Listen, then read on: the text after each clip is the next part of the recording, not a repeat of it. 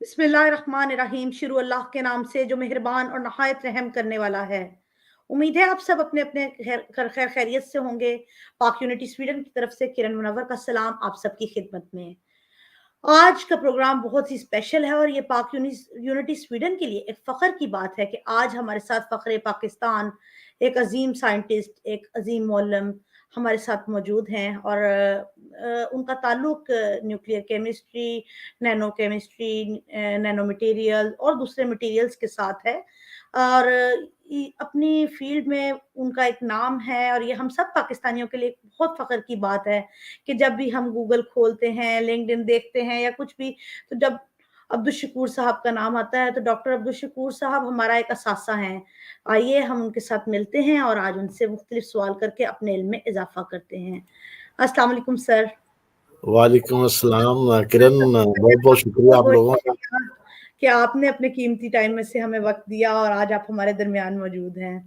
नहीं, मेरी हमेशा से बड़ी ये बायस मुसरत है कि आप लोगों के साथ इंटरेक्ट हमारा रहे और पाकिस्तानी लोगों के साथ हमारा राब्ता रहे और उनको थोड़ा सा बताया जाए कि अल्हम्दुलिल्लाह के फजल से पाकिस्तानी एक अजीम लोग हैं और एक अजीम कौम है। अल्लाह ने इनको बहुत सारी सलाहियतों से नवाजा हुआ है। तो इसलिए ये है कि ये मेरा दूसरा प्रोग्राम है पाक स्वीडन कम्युनिटी के साथ।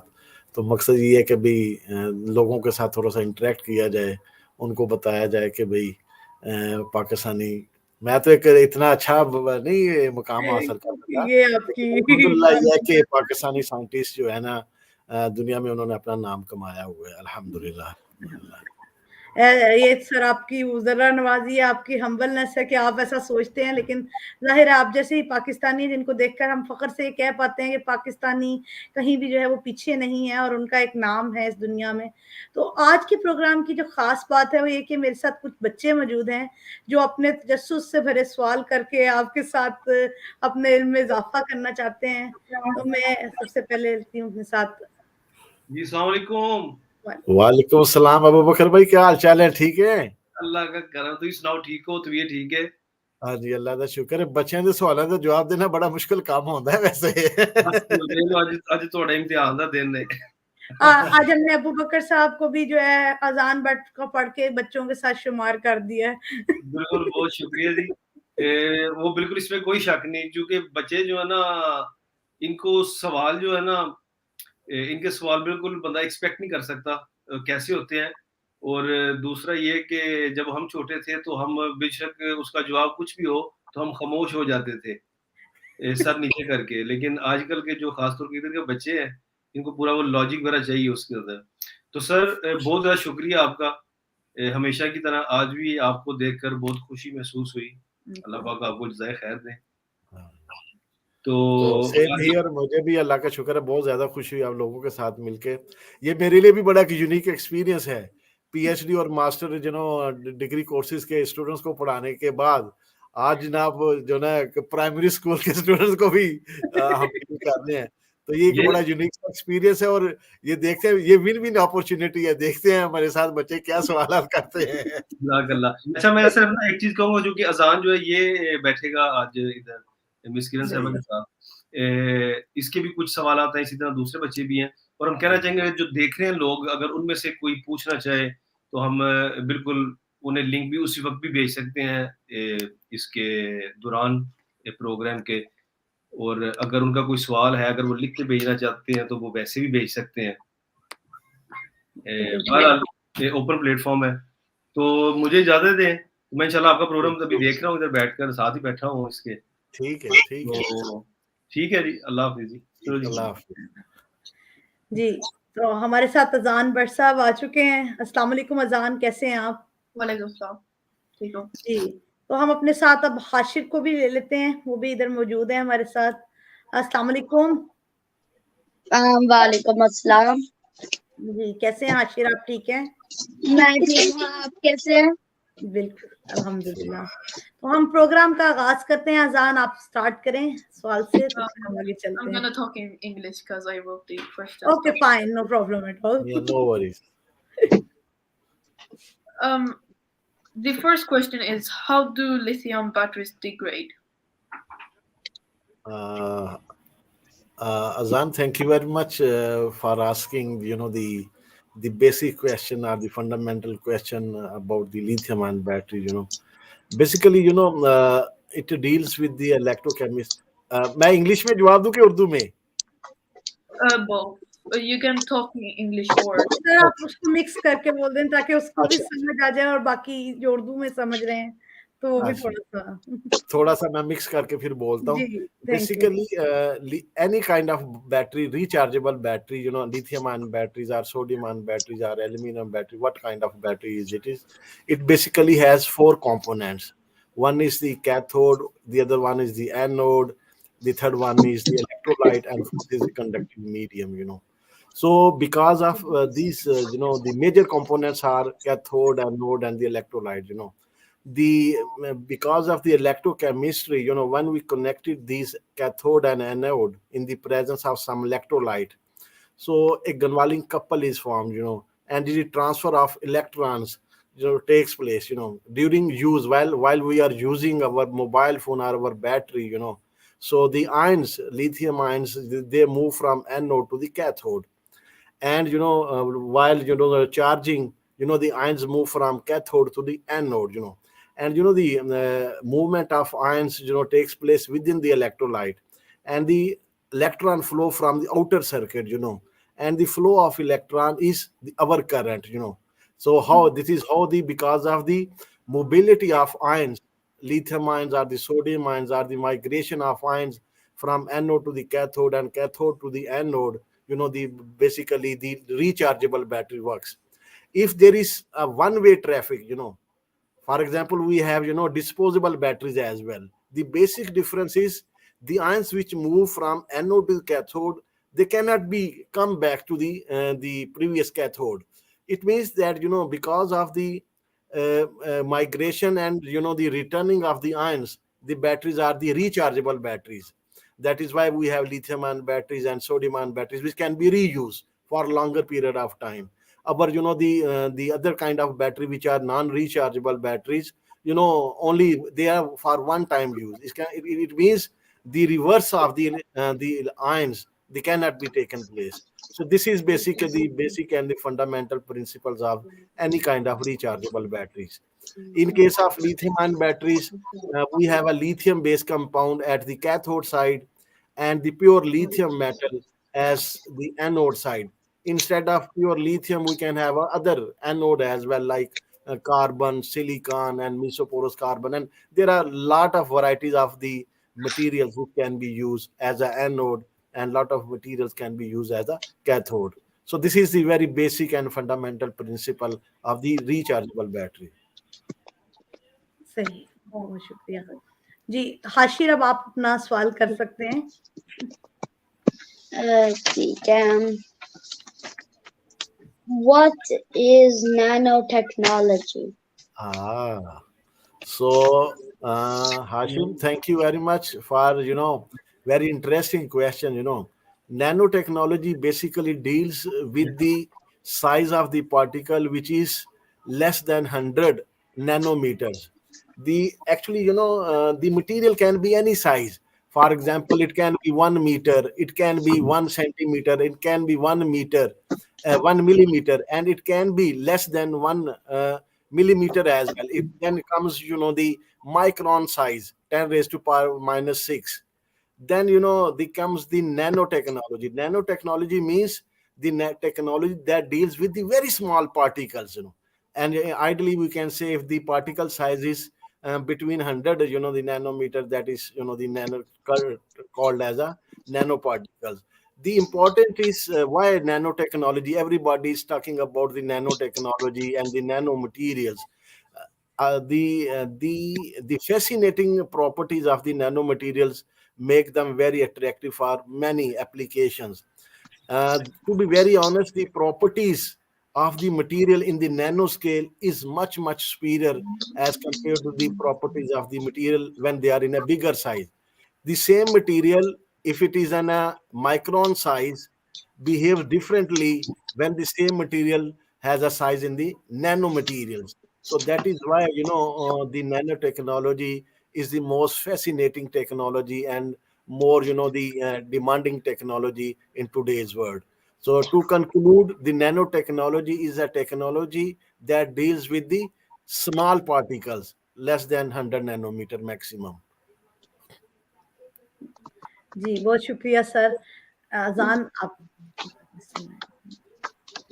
अब मेरा नहीं ख्याल कि जो बाकी हमारे ऑडियंस है, they can understand English well और not, because the kids, they are asking questions in English, and Yeah. for this clarity I am supposed to answer in English, otherwise Yeah.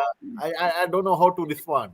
I think so it's okay, क्योंकि बच्चों का थोड़ा interest ज्यादा है और वो इस टाइम जी, अपने क्वेश्चन लेकर आए हैं, तो उनको क्लियर होना चाहिए। मैं जी, जी, मेरा ख्याल है कि हमारी ऑडियंस भी यूजुअली इंग्लिश को अंडरस्टैंड करती है। सही है, सही तो है। हम ज्यादातर प्रोग्राम उर्दू में करते हैं ताकि हम अपनी उर्दू जुबान को भी बच्चों तक भी, तो बहरहाल हम इसको ऐसे ही थोड़ा लेकर चलते हैं।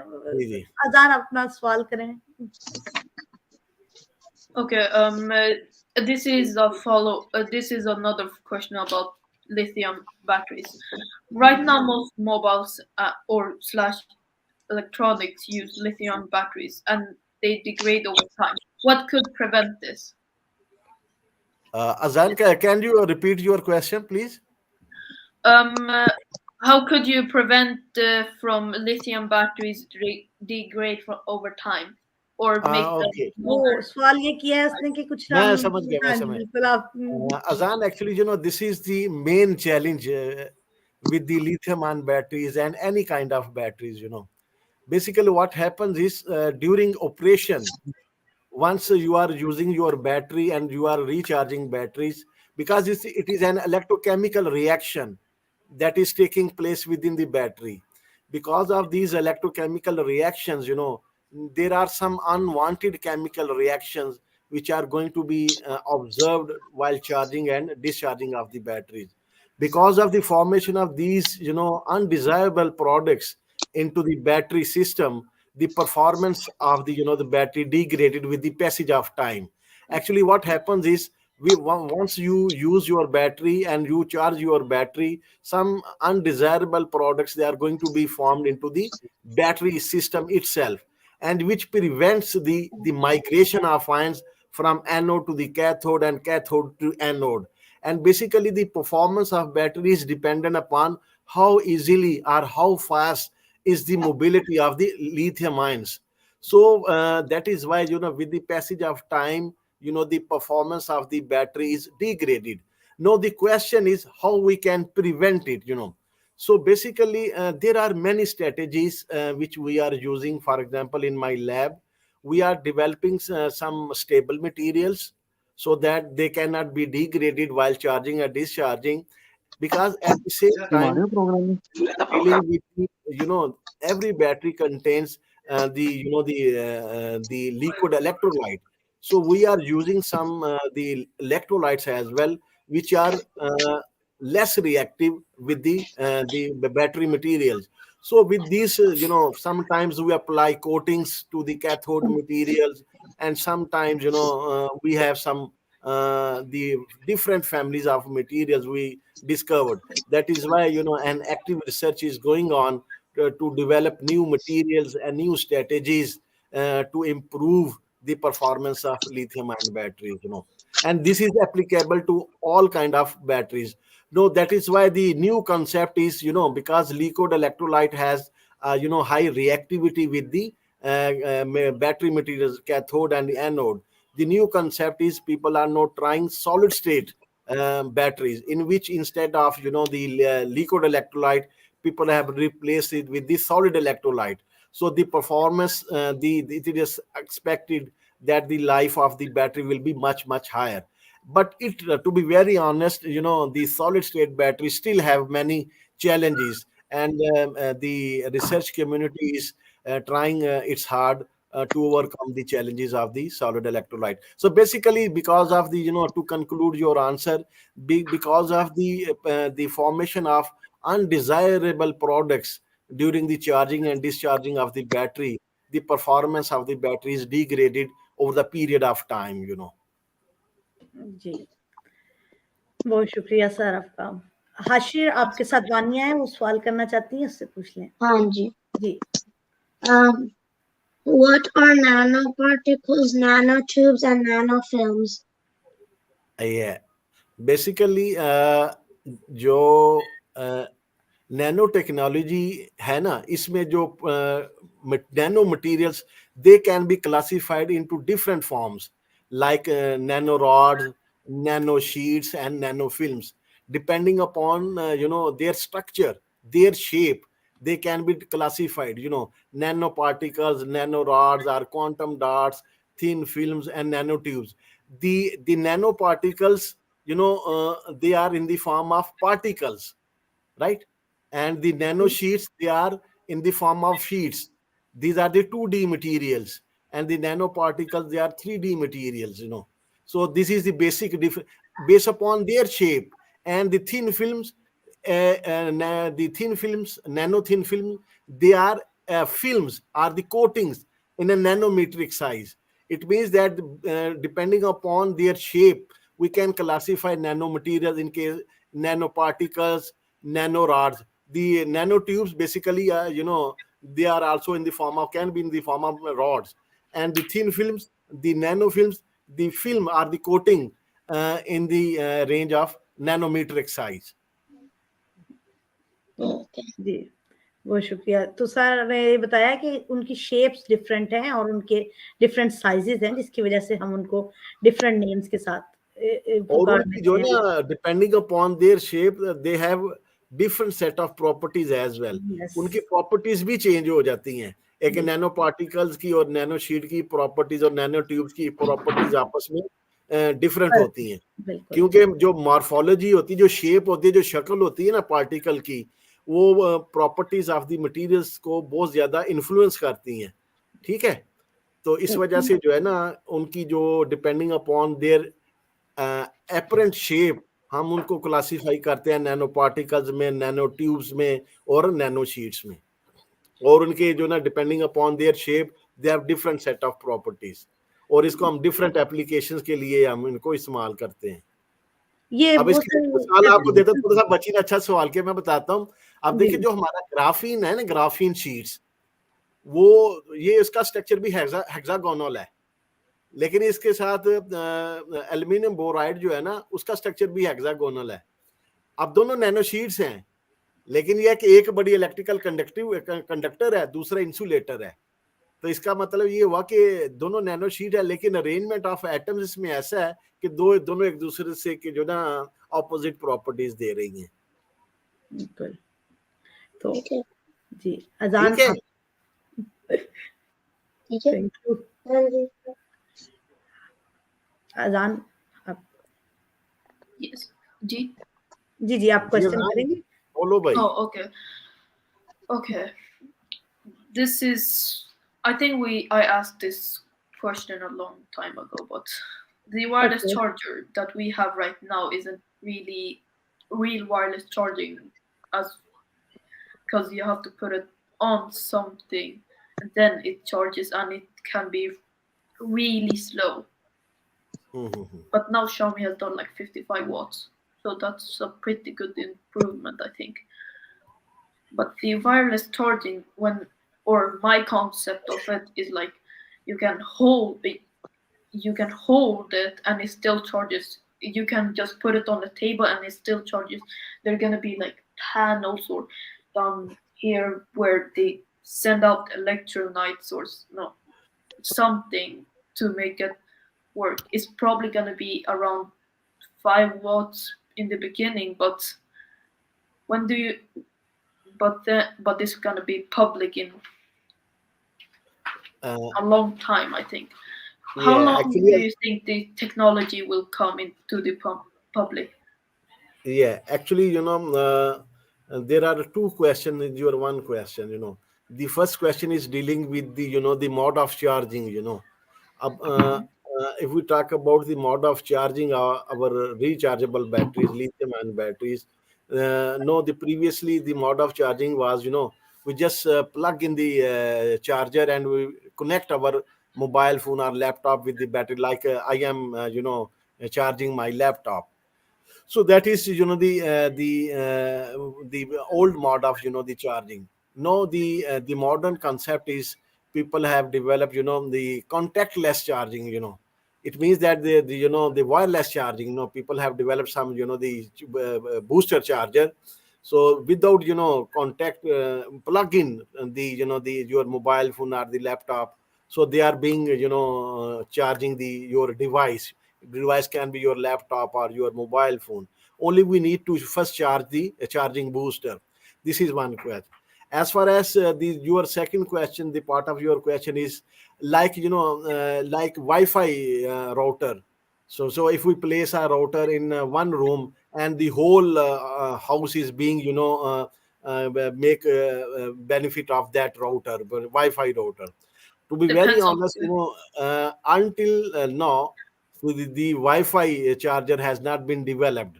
So because, there are certain real challenges which are being faced by to develop, the Wi-Fi chargers, but hopefully people are working on it, on this technology. And hopefully, I hope so, whether between 5 to 10 years, you may have some of this technology in your house. You mean you place a one, the charger, rotor charger in your house, and within some distance, although there will be limit to the the distance up to which you can charge your any device. So still, it is the technology is in progress, and we hope so that very soon it will be in to the commercial use as well. जी हमारे साथ एक और बच्चा भी आ गया है, नक्श जी। अस्सलाम वालेकुम। अस्सलाम वालेकुम। वालेकुम सलाम। जी Next, बेटा, how are you? I'm ठीक. How does the batteries in car make the engine run? Sorry, my friend. How does batteries in car make the engine run? हाँ, बेसिकली जिस तरह हमें चलने के लिए डाइट की जरूरत है ना, हम खाना खाएंगे तो चलेंगे ना, खाना नहीं खाएंगे तो हमें बहुत वीकनेस महसूस होती है, ठीक है ना। इस तरह गाड़ी में जो आपको स्टार्ट, इंजन को स्टार्ट करने के लिए थोड़ी सी एनर्जी की जरूरत होती है ना, ठीक है। जो energy, initial start of energy जो होती है ना, वो हमारी बैटरीज प्रोवाइड करती हैं इंजन को स्टार्ट करने के लिए। जितनी एनर्जी होती है वो जब हम अपना स्विच ऑन करते हैं, वो सेल्फ स्टार्ट करते हैं, तो क्या वो एनर्जी जो है ना वो इंजन को ट्रांसमिट करता है और इंजन जो उससे फिर स्टार्ट हो जाता है। बैटरी जो है ना बेसिकली उसका ये फंक्शन है कि वो इंजन को स्टार्ट करती है, एनर्जी प्रोवाइड करती है इंजन को स्टार्ट करने के लिए। तो जितनी बड़ी हमारी गाड़ी होगी उसके लिए उतनी ही पावरफुल हमें बैटरी चाहिए होगी ना। एक दुबला पतला आदमी बहुत जल्दी जल्दी से भाग जाता है और एक मोटा आदमी मेरी तरह, उसको इसके लिए ज्यादा एनर्जी चाहिए होगी। इसलिए जो है ना, जो बैटरी टेक्नोलॉजी है ना, आप देखें ना कि शुरू में हमारे जो पोर्टेबल इलेक्ट्रॉनिक्स थे, आपके मोबाइल फोन है, लैपटॉप है, इनके लिए बैटरी इतनी पावरफुल नहीं चाहिए थी। लेकिन अगर गाड़ी को स्टार्ट करने के लिए एक छोटी कार है, एक बड़ी कार है, एक ट्रक है, उसको चलाने के लिए हमें ज्यादा एनर्जी की जरूरत होगी, ज्यादा पावर की जरूरत होगी। इसके लिए उसके लिए बैटरी भी हमें ज्यादा पावरफुल चाहिए होगी। इसलिए जो हम ना अपने मुख्तलिफ लेबोरेटरीज में नई नई जो ना बैटरीज बना रहे हैं, उनमें हाई पावर बैटरीज बना रहे हैं, ताकि जो हमारे हैवी एप्लीकेशंस है, लाइक ट्रक्स है, ऑटोमोबाइल्स हैं, उनमें हम गाड़ियों को, बैटरीज को इस्तेमाल कर सकें। इसलिए यह है ना कि लैपटॉप की, मोबाइल की जो ना बैटरी बहुत इतनी हाई पावर नहीं होती, क्योंकि एनर्जी की रिक्वायरमेंट बहुत कम है। लेकिन जो हमारी एप्लीकेशंस हैवी होती जाती है, बैटरी की पावर को भी हम बढ़ाते रहते हैं। इसलिए जो ना एक कांस्टेंट रिसर्च चल रही है कि किसी तरीके से हम बैटरीज की जो ना हाई एनर्जी डेंसिटी और हाई पावर डेंसिटी बैटरीज को ना बनाएं, ताकि हमारी फ्यूचर की जितनी भी डिमांड्स हैं उनको पूरा कर सकें।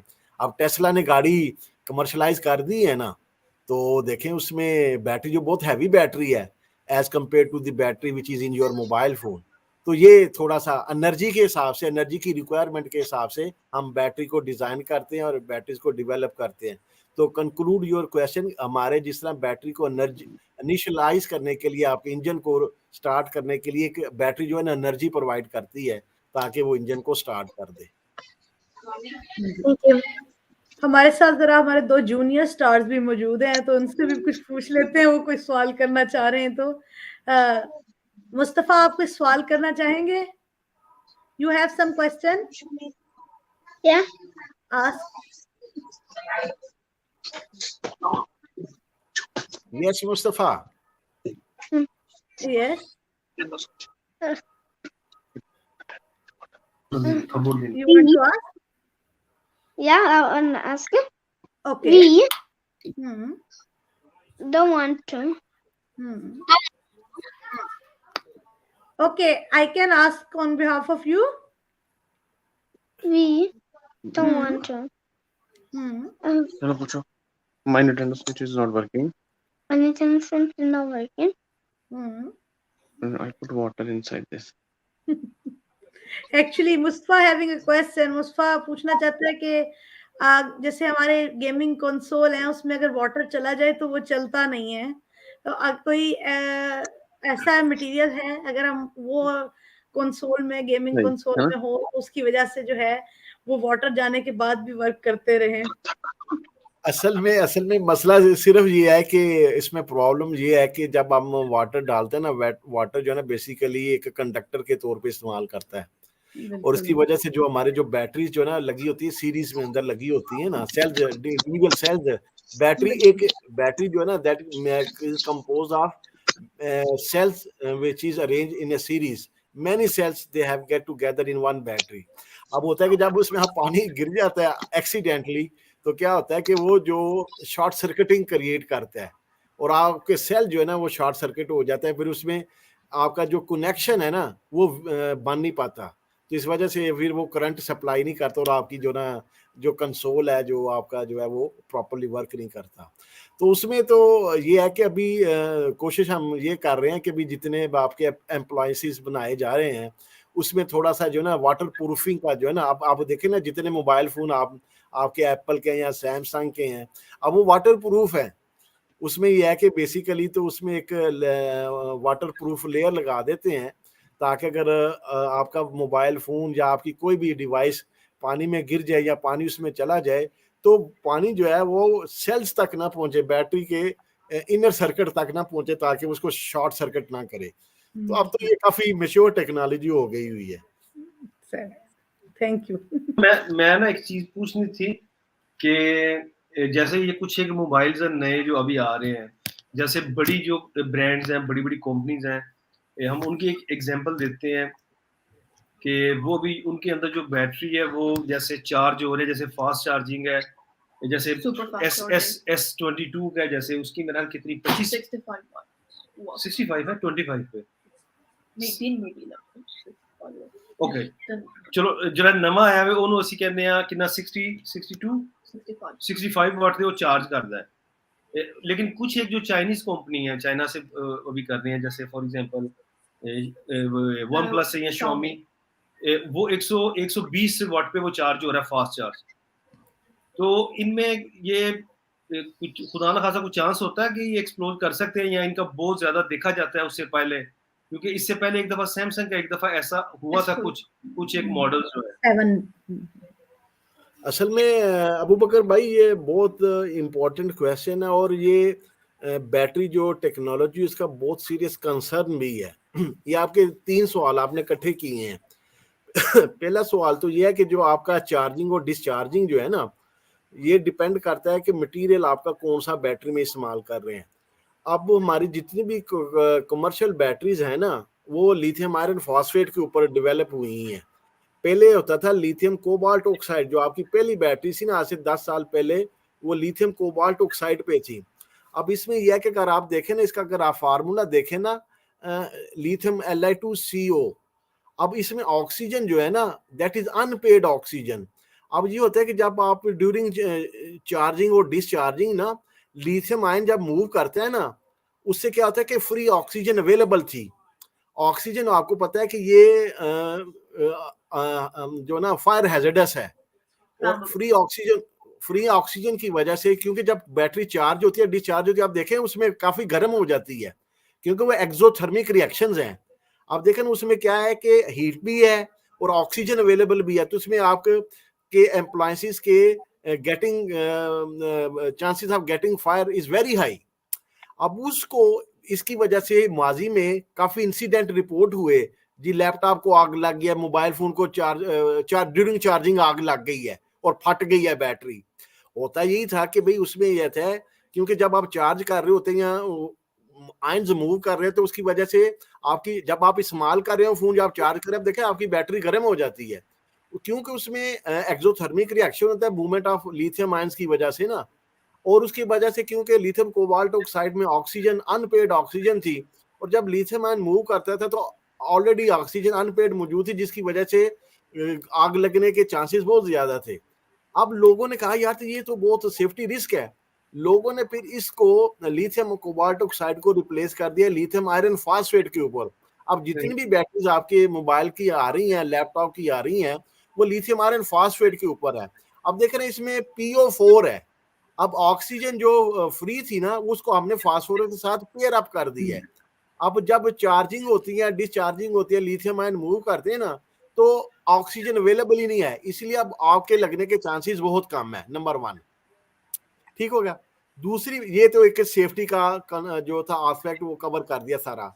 अब दूसरा क्वेश्चन आपका ये है कि भाई कुछ फास्ट चार्जिंग और जो है कि ड्यूरेबल जो ना लॉन्ग टाइम उसका हो कि बैटरी जल्दी खत्म ना हो, ये दूसरा प्रॉब्लम है। हर बंदा ये चाहता है कि मेरी बैटरी ऐसी हो कि उसको मैं 5 मिनट में चार्ज कर लूं और 5 दिन वो चलती रहे। ये बड़ी आइडियल सी कंडीशन है ना।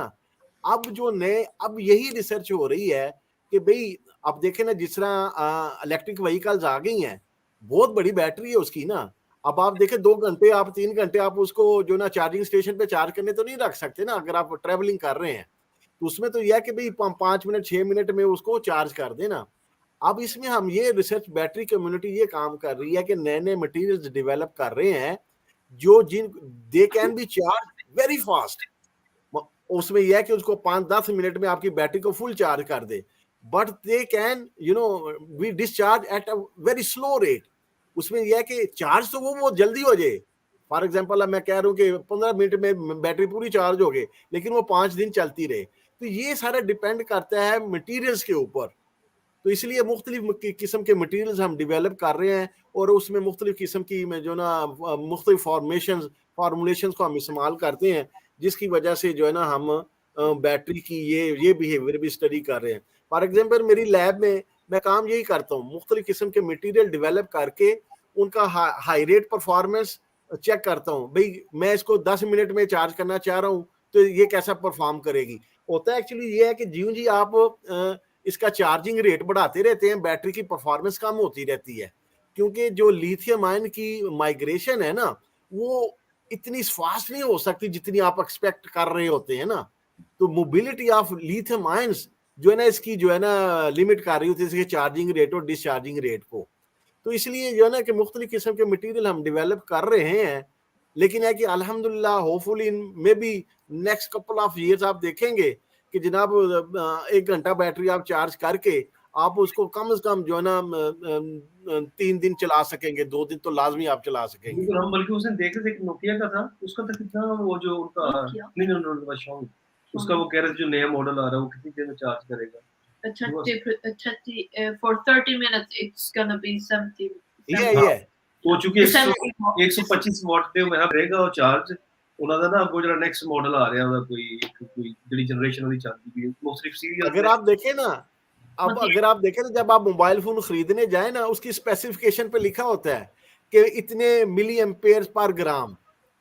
लेकिन सर ਜਿਹੜਾ ਮੇਰਾ ਸਵਾਲ ਸੀ ਨਾ ਉਹ ਐ ਸੀ ਕਿ बेसिकली ਜਿਹੜੀ कंपनीज ਹੁੰਦੀਆਂ ਨੇ मतलब जो बड़ी कंपनीज हैं वो डेफिनेटली उनका ना एक बड़ा उसको देख कर वो आता होगा कि मॉडल्स वगैरह। मुझे याद है हमारे कुछ दोस्त थे जो एरिक्सन में करते थे जॉब, उनमें से एक था जो वो फोन लेकर घूमते रहते थे, उसके ना उसमें एंटीना चलता था सर, सिग्नल सिस्टम चेक करना से ड्रॉप करते रहे कितने नहीं। इवन किसी तरह जो कार्स वगैरह है वो जब लॉन्च करते उससे पहले ना बहुत ज्यादा क्रैश कर देने कि कितनी स्पीड पे कितना डैमेज होता है ਉਹਦਾ। नहीं अबू बकर भाई, ये तो पूरा जब आप बिफोर आप लॉन्च करते हैं ना अपना प्रोजेक्ट, इसकी पहले लैब स्केल टेस्टिंग होती है सारी, सेफ्टी के हिसाब से, इसकी परफॉर्मेंस के हिसाब से, इसकी चार्जिंग के हिसाब से, इसकी डिस्चार्जिंग के हिसाब से। जब एक कंपनी मेक श्योर कर लेती है सॉरी, जब एक कंपनी मेक श्योर कर लेती है कि इसकी अपडेटेड जो ना अब प्रॉपर्टीज आ गई हैं, फिर उसको कमर्शलाइज किया जाता है। पहला स्टेप ये होता है कि लैब स्केल के ऊपर मटेरियल डेवलप किए जाते हैं, उनकी लैब स्केल के ऊपर उसकी टेस्टिंग होती है। नंबर 1 ये पहली स्टेज है। दूसरी स्टेज होती है उसको प्रोटोटाइप बनाया जाता है, प्रोटोटाइप बना के उसको फिर लैब स्केल के ऊपर टेस्ट किया जाता है। तीसरी स्टेज आती है प्रोटोटाइप बना के उसको रियल इन्वायरमेंट में आप रियल कंडीशन में चेक करते हैं। फिर उसके बाद चौथी स्टेज आती है कि फिर आप इसको कमर्शलाइज करते हैं। ये 4 स्टेजेस हैं किसी भी प्रोडक्ट को आप कमर्शलाइज करना चाह रहे हैं, और ये एक बड़ा हैक्टिक प्रोसेस है, और इसमें हर किस्म की जो है ना एवेल्युएशन की जाती है प्रोडक्ट की। जब ये 4 स्टेजेस पूरी आ जाती हैं फिर उसको कमर्शलाइज किया जाता है। जो भी कंपनी इसको करती है वो मेक श्योर करती है कि उसका, क्योंकि कंपटीशन मार्केट में बहुत ज्यादा होता है। अगर मसलन हुआवे है, एप्पल है, सैमसंग है, एलजी है, ओप्पो है, हर किस्म के मोबाइल फोन आए हुए हैं, तो ये मार्केट में कंपटीशन बहुत ज्यादा है। तो इसी वजह से हर कंपनी जो है ना, अब डिपेंड करता है उनकी टेक्नोलॉजी कैसी है, कौन सा मटेरियल इस्तेमाल करते हैं, कौन सी जो फॉर्मुलेशन आप इस्तेमाल कर रहे हैं, और इस हिसाब से उसकी प्रॉपर्टी। नो डाउट कि इसमें आपका प्रॉफिट मार्जिन वो बहुत ज्यादा इफेक्ट करता है सारा।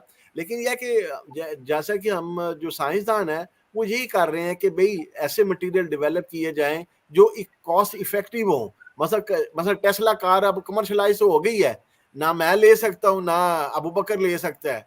तो अब रिसर्च ये चल रही है कि भाई टेस्ला कार को आम बंदे के इस्तेमाल में किस तरह लाया जाए, इसको इतना इकोनॉमिकल कर लिया जाए इसके बैटरी मटेरियल को, ताकि ये आम बंदे के इस्तेमाल में भी आ जाए। तो ये एक बड़ा एक कंटिन्यूअस प्रोसेस है, और हर कंपनी मेक श्योर करती है कि बिफोर लॉन्चिंग, बिफोर कमर्शलाइजेशन, ये 4 स्टेप वो जो ना इंश्योर करते हैं लाजमी। अच्छा सर, एक और सवाल जी, सॉरी मैं यहाँ पे एक क्वेश्चन ये करने लगी थी कि एज अ साइंटिस्ट जब कोई बंदा मोबाइल खरीदने जाए तो उसे क्या चीजें देखनी चाहिए? मैं कंपनी की उस पे नहीं पूछ रही या एक मोबाइल की खूबसूरती पे नहीं, एज अ साइंटिस्ट आप क्या रिकमेंड करेंगे? मैं तो तकरीबन 15-20 साल से बैटरीज के ऊपर ही काम कर रहा हूँ। तो देखें, एक तो ये कि कुछ लोग होते हैं ब्रांड कॉन्शियस होते हैं, जी मैं तो एप्पल ही लूंगा। बिल्कुल। कुछ लोग जो आते हैं वो कहते हैं जी नहीं हम सैमसंग लेंगे, या कुछ कहते हैं हुआवे लेंगे। एक एज अ टेक्निकल पर्सन या साइंटिस्ट जो है ना, मुझे इन चीजों की बजाय उसकी जो स्पेसिफिकेशन है ना उस पे जाना चाहिए। भी इसकी जो ना बैटरी लाइफ कितनी ने लिखी हुई है, इसकी पावर जो उसने दी हुई है वो कितनी, एनर्जी स्टोरेज कैपेसिटी कितनी दी हुई है, तो ये ज्यादा मैटर करती हैं चीजें। इसकी बैटरी लाइफ कितनी है, ये चीजें ज्यादा मेरे नजदीक मैटर करती हैं। लेकिन यह कि रियल वर्ल्ड में मेरे बच्चे भी पसंद करते हैं एप्पल के ही बिल्कुल। तो कुछ ऐसी बात है। तो लेकिन यह कि बीइंग ए साइंटिस्ट और बीइंग ए टेक्निकल पर्सन जो है ना, स्पेसिफिकेशन जो है ना that matters most as compare to their brand, you know. अच्छा अब्दुल शकुर भाई, एक और चीज, ये हम अक्सर मोबाइल वगैरह को चार्जिंग पर लगाकर बिस्तर पर रख देते हैं, तो और आम तौर पर खासतौर पर ये जो नए मोबाइल्स हैं, ये हमें ना थोड़ा सा महसूस होते हैं इसकी बैटरी से ये थोड़े से गर्म हो रहे हैं, मगर इवन कि मगर चार्जिंग के दौरान भी हम उसे इस्तेमाल करते हैं ना, तो आपको वो महसूस होता है कि गर्म है उसका ना जो बैटरी वाली साइड है। तो आया ये इसको परहेज करनी चाहिए, हमें ऐसे चार्जिंग पे लगा के रखना चाहिए रात को, सारी सारी रात? असल में मैंने ये अजान ने भी मुझसे क्वेश्चन किया था कि भाई बात ये है कि जब आप बैटरी को चार्ज या डिस्चार्ज करते हैं ना, इसमें एक्सोथर्मिक रिएक्शंस होते हैं जिसकी वजह से आपकी बैटरी ना गर्म हो जाती है। ठीक है, उसमें बाजुकात ये है कि स्पेशली इसलिए कहते हैं कि जब आप चार्ज कर रहे हो तो उसको बैटरी को इस्तेमाल ना करें। ठीक है, अब उसमें ये होता है कि जब आपकी बैटरी चार्ज हो रही होती है उसमें हीट प्रोड्यूस हो रही होती है अंदर, बैटरी आपकी गर्म हो जाती है, और बाज़ औक़ात अगर हीट इतना ज़्यादा हो जाए, आपने बेड पे रखा हुआ है और उसकी वजह से जो है ना थोड़ा सा अगर depending upon the nature of the bedding, अगर उसका जो ना फ्लैश पॉइंट कम है तो हो सकता है वो उस पे उसको आग भी लग जाए। तो इसलिए जो है ना रिकमेंड नहीं करते हम कि भाई इसको ऐसे रखा जाए। और अब ज्यादा चार्ज आप करेंगे ना ज्यादा टाइम के लिए, तो उससे भी बैटरी की परफॉर्मेंस कम हो जाती है, क्योंकि जब आप फुल बैटरी आपकी चार्ज हो जाती है ना, तो उस वक्त आप उसको चार्ज पे रखेंगे ना तो काइनेटिक्स उस हाई टेम्परेचर के ऊपर ना बहुत ज्यादा चार्जिंग की, कांस्टेंट चार्जिंग पर रहने की वजह से बैटरी की लाइफ फिर भी डिग्रेड कर जाती है। और जब आप बैटरी को बिल्कुल डिस्चार्ज कर देते हैं तो फिर भी आपकी बैटरी की लाइफ जो है ना कम हो जाती है। इसलिए बहुत ज्यादा देर चार्जिंग पे रखना और बहुत ज्यादा डिस्चार्ज कर लेना ये रिकमेंडेड नहीं है, क्योंकि इसकी वजह से क्या होता है कि आपकी बैटरी की जो परफॉर्मेंस है ना वो काफी डिग्रेड कर जाती है। तो इसलिए मैं तो रिकमेंड नहीं करता कि भाई ऐसे आप बेड पे रख के जो है ना, बाज़ का आपने देखा होगा कि चार्जिंग पे लगा के बंदा लैपटॉप सो गया है और उसकी वजह से एक्सप्लोड हुई है, लकड़ी पे रखा हुआ था और बाज़ औक़ात लकड़ी को आग भी लग जाती है, तो इससे काफी हैजर्ड हो सकते हैं। इसकी वजह से जो है ना थोड़ा सा इसमें मॉनिटर भी करना चाहिए इसको, बैटरी को जब आप चार्ज कर रहे हो तो भी जो ही चार्ज पूरा हो जाता है उसको उतार लेना चाहिए। अगर आप चाहते हैं कि आपकी बैटरी की लाइफ ज्यादा हो तो कभी भी इसको ज्यादा देर चार्जिंग पे ना रखा है। मतलब एक बैटरी फुल चार्ज होगी है फिर भी आप इसको 2 घंटे के लिए एक्स्ट्रा चार्जिंग होने देंगे, वो चार्जिंग और नहीं होनी। जितने लिथियम आयन माइग्रेट करने थे वो कर गए हुए हैं, वो सैचुरेशन पॉइंट पे पहुंच गई हुई है। सैचुरेशन पॉइंट पे पहुंच के मजीद उसमें लिथियम आयन की मोबिलिटी नहीं है, चार्ज नहीं हो रही, वैसे ही आपकी बैटरी हीट अप हुई जा रही है ना। बिल्कुल जी, आप बहुत ज्यादा इस्तेमाल करते, जब वो रेड लाइन आ जाती है ना उसमें भी उसके काइनेटिक्स बहुत स्लो हो जाते हैं, उसकी वजह से भी फिर आपकी जो है ना, इसलिए बहुत ज्यादा देर चार्जिंग और बहुत कम जब रह जाए आपकी बैटरी, उस पे जो रिकमेंडेड नहीं है। इन दोनों सूरतों में आपकी बैटरी की परफॉर्मेंस खराब हो जाती है। तो दूसरा ये कि हम तकरीबन प्रोग्राम के भी मेरे इख्तिताम पर ही है। आज का जो मिस किरण के साथ जब मशवरा हुआ तो हमारा ख्याल था कि हमने पहले आपके साथ एक प्रोग्राम किया, उसमें थे हम आपसे बहुत ज़्यादा सवाल पूछ रहे थोड़े से अपने हिसाब से। तो इस दफ़ा था कि आज का जो प्रोग्राम है आप जैसी शख्सियत है उनके साथ बच्चे जो हैं ये मोटिवेट हो कल को ये भी आपकी तरह वो साइंसदान बने और अपने वालिदैन के साथ साथ अपने ममालिक का नाम रोशन करें। बिल्कुल। तो अज़ान हो रहा है सवाल कोई पूछो फिर। In a decade, what do you think will happen to electronics? Sorry, Azan, I couldn't properly understand your question. In a decade, what do you think will happen to electronics? Or how will it improve? There may be remarkable, improvement in the electronics, So, for example, I was going through some literature. The UK and the USA, they have developed a battery which will never discharge based upon the nuclear, the elements. They have claimed one battery that will not be, discharged. It means that you will be using, having fun with the battery. Once you charge it, it will never discharge. So that will bring, the significant revolution into electronics. So, in the electronics, the power electronics or other form of electronics, the people are using, many kind of, the batteries, small, the batteries or the cells. So you will see many revolutions in the electronics in your near future, inshallah. इंशाल्लाह।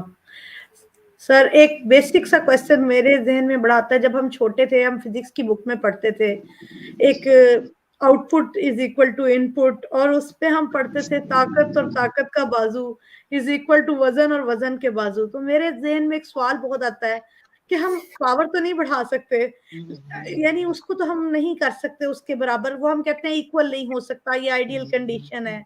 तो हम ये ताकत के बाजू के साथ क्यों नहीं खेल लेते, इसको क्यों नहीं हम उतना कन्वर्ट कर लेते कि वो आइडियल कंडीशन निकल आए। नहीं, हम देखें, अगर आप बैटरी की बात करते हैं ना, हम ताकत के बाजू के साथ ही खेल रहे हैं। बिल्कुल। आप देखें कि जो पावर है ना, power of a battery P is equal to product of voltage and current. आप देखिए जो मैं अपनी लैब में कर रहा हूँ, मैं क्या कर रहा हूँ, करंट तो कांस्टेंट है ना, depending upon the material constant है। बिल्कुल। अब आप देखें ना, पहले जो मैं अब वोल्टेज विंडो जो है ना उसको इंक्रीज कर रहा हूँ। फॉर एग्जांपल अभी जो आपकी लिथियम आयन बैटरीज हैं वो 3.9 वोल्टेज के ऊपर चल रही हैं, 4 वोल्टेज के ऊपर। अब जो मैं अपनी लैब्स में, मैं एक प्रोजेक्ट है ऑलमोस्ट 600,000 USD का मैं एक प्रोजेक्ट कर रहा हूँ, मैं 6 वोल्ट तक लेके जा रहा हूँ मटेरियल्स की परफॉर्मेंस को ना। इसका मतलब ये हुआ कि मैं वोल्टेज विंडो से प्ले कर रहा हूँ, जो मैं वोल्टेज को बढ़ा रहा हूँ, कांस्टेंट मेरा करंट है, जो मैं वोल्टेज को बढ़ाऊंगा बैटरी की पावर बढ़ती जाएगी ना। तो हम न्यू मटेरियल्स डेवलप कर रहे हैं, न्यू इलेक्ट्रोलाइट्स डेवलप कर रहे हैं, जिसकी वजह से जो बैटरी की पावर है वो इंक्रीज हो रही है। क्या हम कर रहे हैं, बेसिकली वोल्टेज विंडो जो है ना वो हम उसको बढ़ा रहे हैं, उसको स्टेबल कर रहे हैं। जो जो मेरा टारगेट है वो 6 वोल्ट तक है, जो कि बड़ा चैलेंजिंग है, अभी तक इतनी कामयाबी नहीं हुई, लेकिन 5.5 वोल्ट तक हम चले गए हैं। तो लेकिन ये कि आप ये देखें ना, बेसिकली तो हम पावर के बाजू के साथ ही खेल रहे हैं। E equal to V into I, current constant है, वोल्टेज को हम बढ़ा रहे हैं, जिसकी वजह से पावर बैटरी की बढ़ रही है। इंशाल्लाह नियर फ्यूचर में हम देखेंगे कि output is equal to input. और बिल्कुल सर, बहुत बहुत शुक्रिया आपका, आपने हमें टाइम दिया और हमारे साथ, हमारे बच्चों के साथ जो भरपूर तरीके से प्रोग्राम में शिरकत की। बहुत शुक्रिया सर आपका। नहीं, मेरे लिए भी एक बड़ी एजाज की बात है, और स्पेशली जो हमारे ये बच्चे हैं, टू बी वेरी ऑनेस्ट, यही हमारा फ्यूचर है और इनसे हमें बहुत ज्यादा उम्मीदें वाबस्ता हैं। और बस इन बच्चों को मैं यही कहूंगा, भाई आप दिल लगा के पढ़ा करें, और जो है ना, जो बच्चे मेहनत करते हैं ना वो आगे निकल जाते हैं। अपने वालिदैन की इज्जत करें, उनका रिस्पेक्ट करें, उनका कहना माने, क्योंकि वालिदैन ने सारी चीजें, आप जिस एज से वो वालिदैन गुजर के गए हुए हैं, उन्होंने इन सब स्टेजेस को एक्सपीरियंस किया हुआ है। तो इसलिए जो आपके पेरेंट्स कहते हैं उनकी बात को मानना चाहिए, और उनके हुक्म को मानना चाहिए, और खूब दिल लगा के पढ़ें। जब आप जिंदगी में कामयाबी का असूल ये है कि खूब दिल लगा के मेहनत की जाए, और खूब दिल लगा के अल्लाह से मदद मांगी जाए, 5 वक्त की नमाजों को पढ़ा जाए, अल्लाह से मदद मांगी जाए, नेक काम किए जाएं। जब आप अल्लाह को याद करेंगे, आप दिल लगा के मेहनत करेंगे, और ट्राई योर गोल, उसमें यह कि always set your goal very high, अपना गोल हाई रखें। जब आप अपना गोल हाई रखेंगे ना, फिर उसके अकॉर्डिंगली आप एफर्ट्स करेंगे। जब तक आप अपना सेट गोल नहीं करेंगे, आप एफर्ट्स नहीं करेंगे। तो ये है कि एक दूसरा मैसेज ये है कि भाई हमने एक मुसलमान डॉक्टर बनना है, मुसलमान इंजीनियर बनना है, मुसलमान बिजनेसमैन बनना है, और मुसलमान साइंटिस्ट बनना है। ये मुसलमान साइंटिस्ट क्या है कि भाई जो अल्लाह के हुक्मों को भी मानता है, नबी के तरीकों को भी चलता है, और दुनिया भी खूब कमाता है। इस्लाम ये कहता है भी आप दुनिया भी खूब कमाओ और दीन भी खूब कमाओ, दुनिया में भी अपना नाम पैदा करो और आखिरत में भी अपना नाम पैदा करो। तो ये मेरे छोटे बच्चों के लिए एक बड़ा मैसेज यही है कि भाई हमने मुसलमान डॉक्टर बनना है, मुसलमान साइंटिस्ट बनना है, मुसलमान इंजीनियर बनना है, और खूब दिल लगा के पढ़ना है, और खूब दिल लगा से अल्लाह से हमने मदद भी मांगनी है। ठीक हो गया? शुक्रिया। Mustafa, do you have any more? No, say Allah Hafiz, Mustafa. Allah Hafiz. अल्लाह हाफिज़। अब्दुल शकुर, बहुत बहुत शुक्रिया आपका, हम आपके शुक्रगुजार हैं। आप हमेशा की तरह मोहब्बत फरमाते हैं हमारे साथ। उम्मीद है कि ये बच्चे जो हैं वो मोटिवेट होंगे, और इंशाल्लाह हम कोशिश करेंगे। बल्कि मैं इधर ना माजरत भी करना चाहता हूँ हिना मिर्जा साहिबा से। उन्होंने पूछा था बेसिकली सवाल जिसका हम शायद नहीं बता सके कि आज का टॉपिक क्या है। मेरा ख्याल है कि हमने आपसे मुतालिक वैसे लिखा हुआ था उसके ना डिस्क्रिप्शन में, लेकिन ये था इसको ना वो रिकॉर्ड किया जाए, बाद में इसको ना थोड़ा सा अनाउंस करके किया जाए। नहीं, कोई मसला नहीं है, ये तो अपने घर वाली बात है, और it's really my honour and pleasure to be a part of Pak Swedish community. लेकिन हमने उसको ना लाइव इसीलिए डायरेक्ट कर दिया, वो इस ज़हन में रखते हुए कि इन केस अगर कोई लोग सवाल पूछना चाहे तो आप उसी वक्त उनको उनका जवाब दे सकें। कोई ऐसा मसला नहीं, कोई ऐसा। लेकिन ये कि इंशाल्लाह आपसे मुलाकात होती रहेगी गाय बगाए, हम तब तक और नए सवाल इकट्ठे करते रहेंगे इंशाल्लाह। आपसे पूछने के लिए। Then my pleasure जी। बहुत शुक्रिया, थैंक यू जी, थैंक यू वेरी मच। अस्सलाम वालेकुम। अल्लाह हाफिज़। अल्लाह हाफिज़। हम अपने देखने वालों को भी अल्लाह हाफिज़ करते हैं। आप सबका भी बहुत बहुत शुक्रिया, अपना ख्याल रखिए। अल्लाह हाफिज़।